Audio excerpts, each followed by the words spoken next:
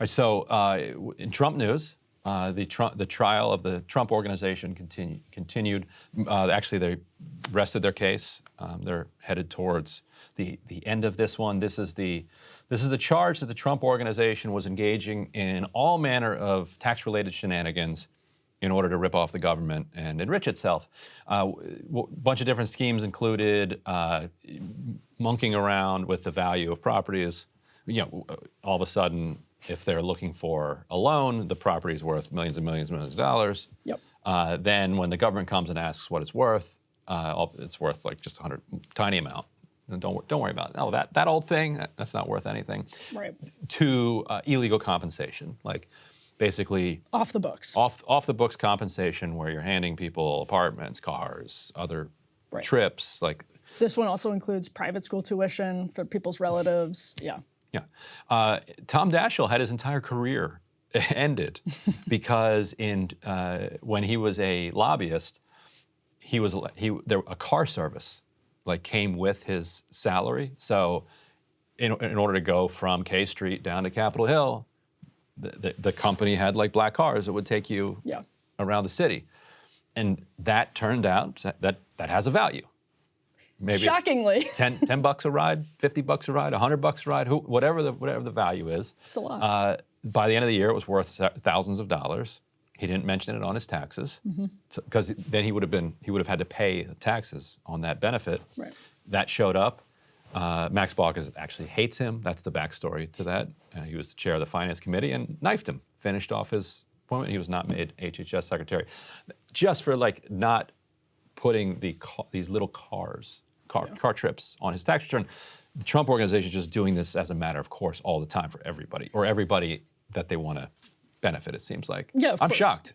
Could you see the Trump Organization engaging in something like this? Well, so the former CFO, Alan Weisselberg, is the one who's on trial, and he said he did this of his own accord. Of course. And what just because the Trumps are such nice people. Right. Why are you going to make them pay more? Well, what the prosecution needs to prove is that he did it on behalf of the Trump Organization. And what he has said straight up in cross-examination, that he had not conspired, this is from the Journal, with any Trump relative and had acted solely for himself.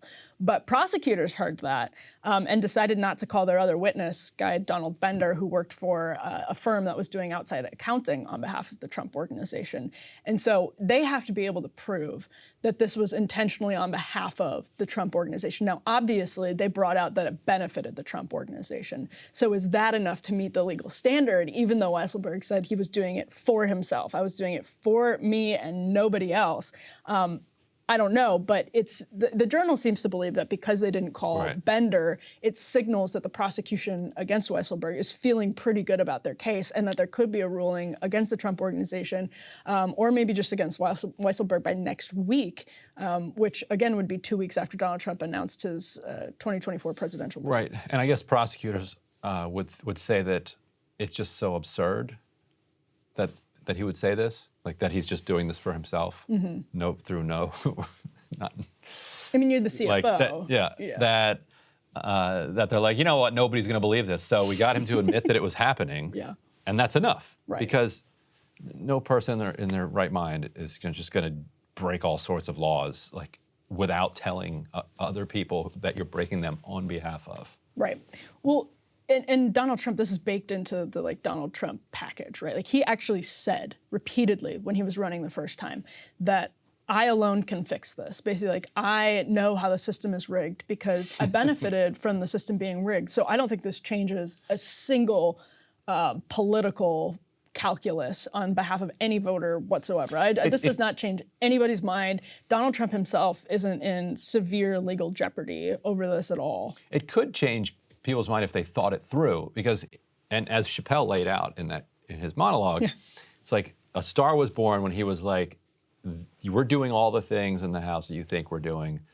I'm breaking, if you don't like the way I do it, change the law, but you're not going to because all your donors and all your buddies exploit the same laws. Right.